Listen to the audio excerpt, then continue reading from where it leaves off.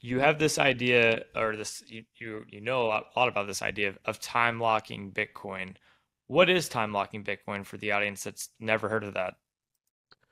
It's really quite simply you have the ability to time lock your Bitcoin into the future. So, what that means is I guess the simplest way to put it on is if you think about the real world application of what that is if you put money in a safe at home, you can open that safe whenever you wish, unless you have a time lock function on it where you put money in a safe and you might have a 24-hour function that once you enter the code, that door won't open for 24 hours.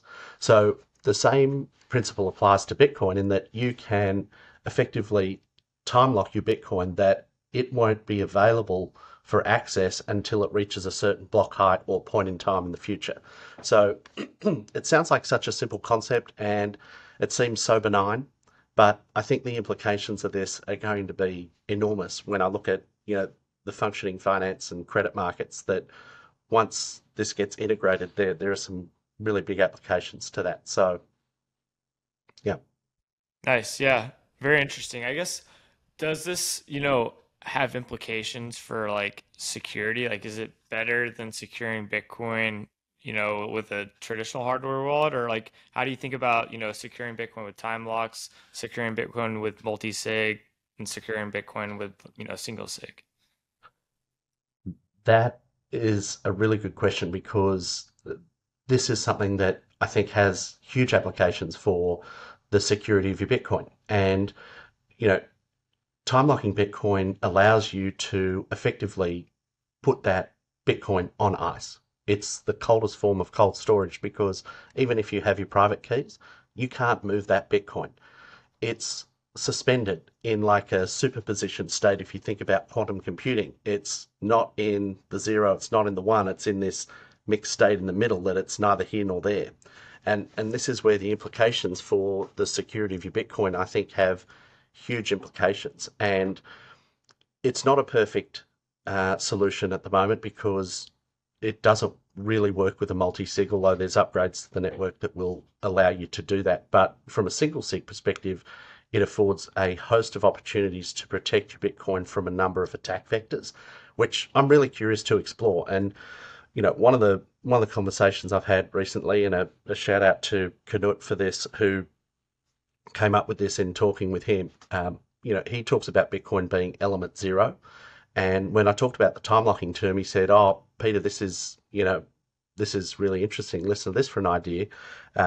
We have element zero being Bitcoin at absolute zero. The coldest temperature in the universe is negative 273 degrees. And because, Bitcoin, when you do time lock it, it is effectively the coldest form of cold storage that you can have. There's no amount of work you can do to unlock that time lock until it reaches the block height or the point in time in the future, even if you have the private keys.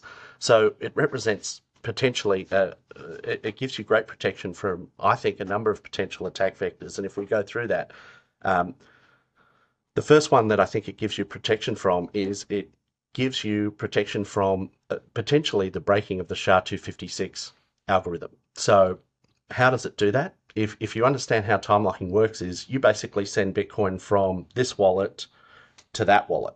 And once you've sent it, it doesn't arrive in this wallet until that time expires. So it's in this weird position that it's in neither wallet at the same time. And so if you think about what happens if SHA-256 is broken, well, probably the first two wallets that are going to get, basically, emptied are going to be the Coinbase wallet with a couple of million Bitcoin in it, and then Satoshi's wallet with a million Bitcoin in it.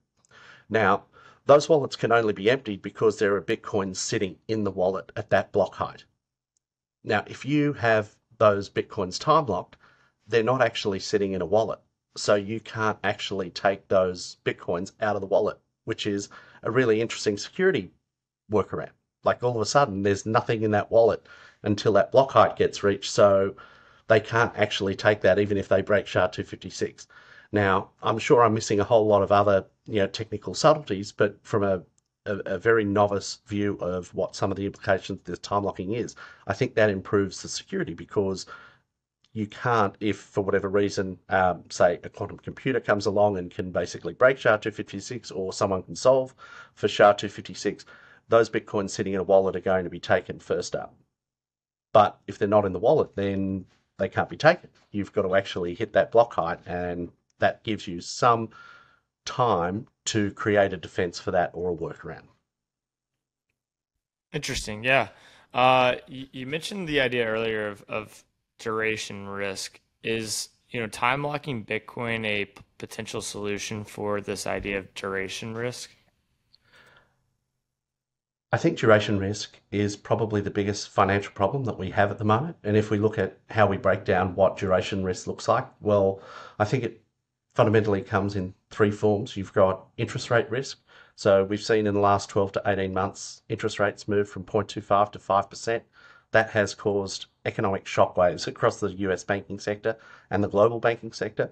So that's a huge concern. That's the first duration risk, is interest rate over time. And I won't go into the technicalities of what that looks for, the yield curves in the future, but it looks bad. The second one is inflation rate risk. We were told that inflation was transitory by the Federal Reserve, and now all of a sudden it's not so transitory, and now it is and it isn't, and there's a flip flop between what it is and what it isn't. And this is where inflation rate risk, I think, out into the future is concerning, because we don't really have a clear understanding of what that is, and it literally changes by the minute. It also doesn't help that we don't have a really firm understanding of how to calculate inflation, and that definition of inflation gets changed quite often. The third and final one is an exchange rate risk. For those living in the US, it's not really a big deal because the world works on a US currency, but for the rest of the world, the remaining 7.5 billion people on Earth, exchange rate risk represents a real problem, because the the world uses a US reserve currency, which is a good thing, because the US has basically been the US dollar hegemony. It's been the most stable currency. It's been the best form of currency that we've seen, and I think as much heat as the Federal Reserve gets for being, I guess, potentially irresponsible with the printing of money, over the last 100 years, I think the US has been a very good custodian of that global reserve status and has done a great job with it.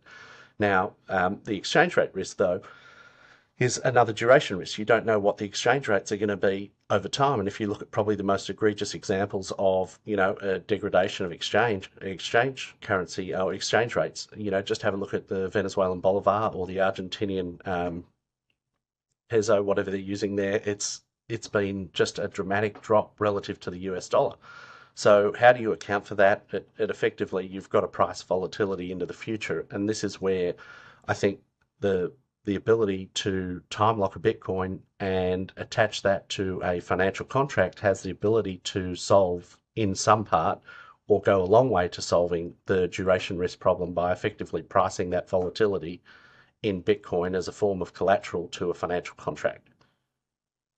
Interesting. Can you kind of dive deeper in on that on that note of, okay, so I time lock Bitcoin, 20 years in the future, and then I use it as collateral. What does that mean, and like what are really the implications for that?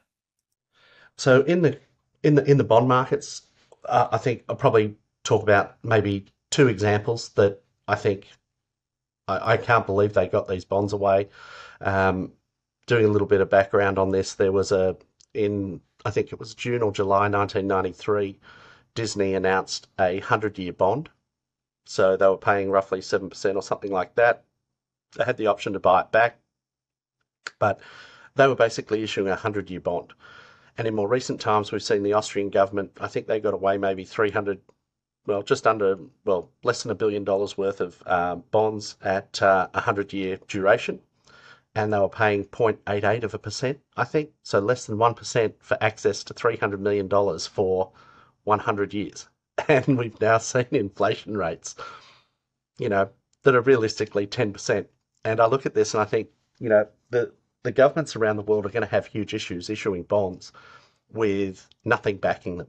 And so there's a lot of talk in gold circles that you think, a way to solve this problem and a way to increase confidence for the bond purchases. I might just take a step back there. On those bond purchases, globally, everyone has tapped out fundamentally. Mm-hmm. You've no longer got a market for people wanting to buy bonds. The world's largest bond purchasers have been the Chinese and Japanese governments, and they've turned around and they're trying to basically lower their allocation. They're not buying bonds anymore. So we've kind of run out of purchases for these bonds, but that's going to fall to, as a responsibility, the Federal Reserve. They're going to basically buy those bonds, much like the Bank of England did when they were raising war bonds in, for World War One. They basically said that the public stepped in and bought them all.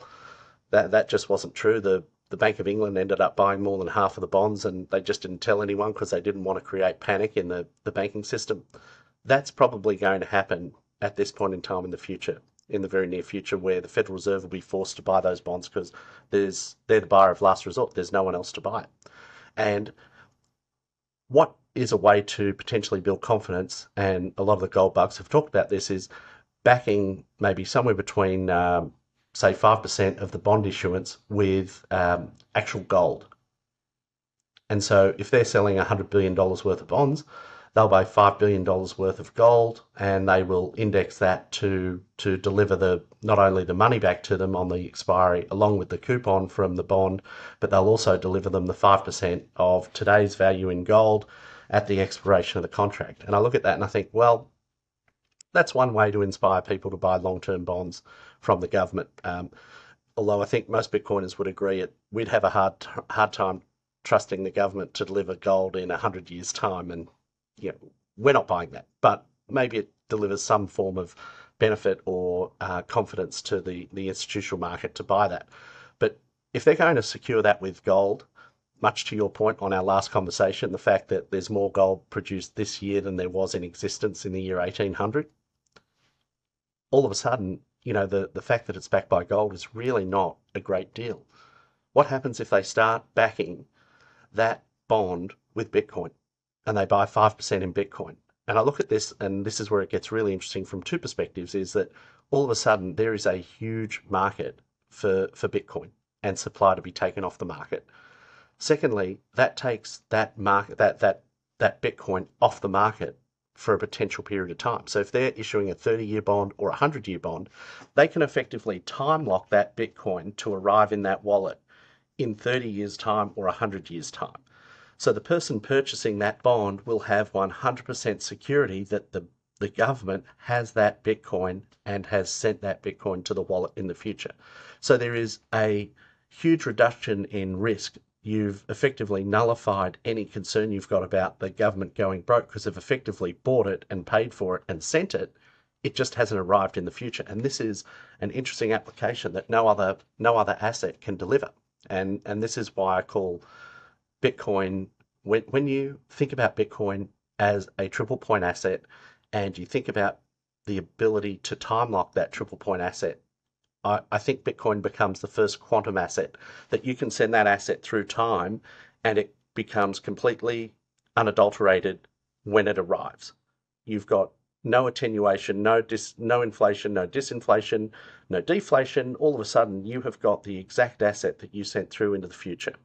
And personally, I'm speculating, and I think you are too, that network only grows and continues to get bigger. So not only do you have the assurance that you've got, say, one of the 21 million Bitcoin network that represents one of 21 million, you and I believe that at some point in time, the rest of the financial system will start adopting more and more so that Bitcoin network. So that network itself will actually get a lot bigger too.